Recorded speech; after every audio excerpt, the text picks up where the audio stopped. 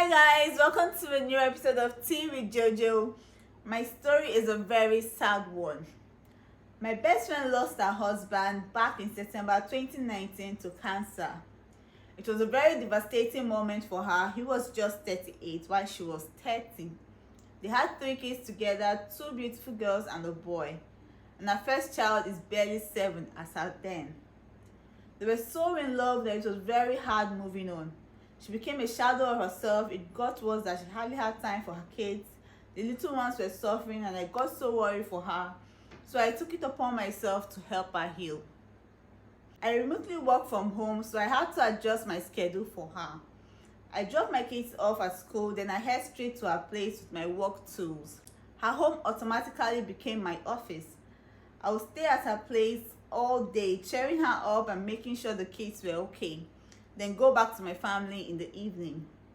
I had a living help and my husband was a very supportive man too, so my kids and my home were well taken care of while I made sure my bestie was okay.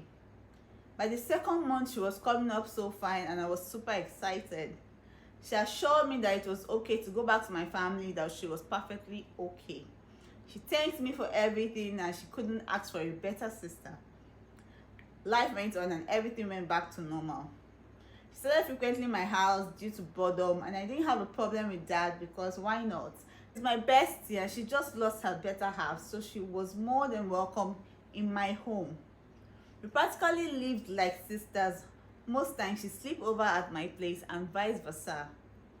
Business wasn't going as usual, so she had to sell out her husband's shop and I introduced her to my line of business.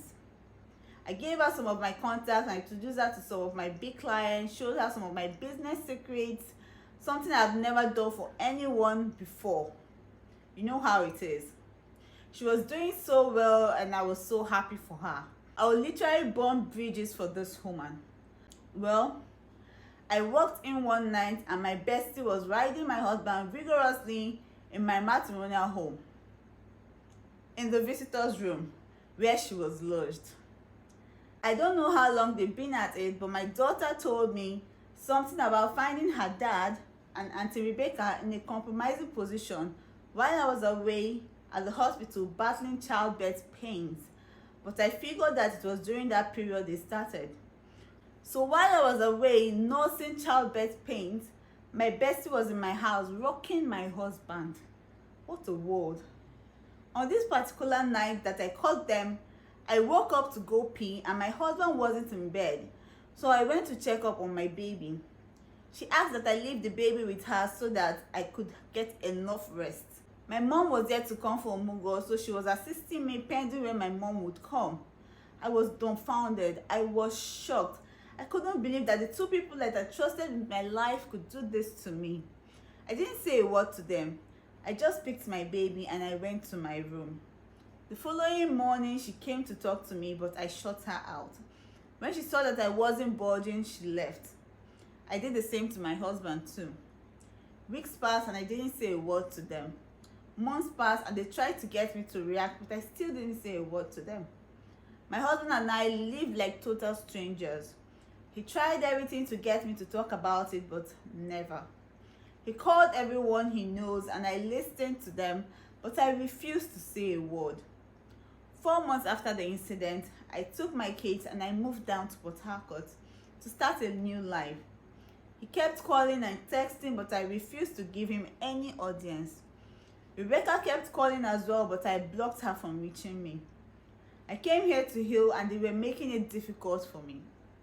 I allowed him to come see his kids after 1 year because they were beginning to ask for their father. They didn't have to suffer for the sins of their father, so I gave him our house address. The kids were so happy to see him and you could tell that he missed them too. I almost felt bad for him, but then I remembered the pain that he caused me and I concluded that he deserved it. He stayed in Port Harcourt for 1 week and visited them every day. He's been visiting them at least twice a month since then, sending upkeep money and making sure they were okay. He tried to see if we could work things out, but our chapter has long been closed. Everything I felt for him was gone. The only thing that holds us together are the kids. I have no plan of any relationship going forward, but I am open to love whenever it comes. I am also open to friendship, but I am more cautious now. I don't think my heart can take any more heartbreak and betrayals. I am healing gradually, and I hope people will stop hurting people who genuinely care for them. Wow, this story is really a sad one. I don't know why good people always suffer. Just imagine the betrayal from both your husband and your best friend. I must give it to this woman. I must applaud her. She is very strong. She is a strong woman. Anyways, guys, don't forget to leave your opinions in the comment section. And if this is the first time you're coming across this page, you're very welcome. Don't forget to click the subscribe button, like and share this video.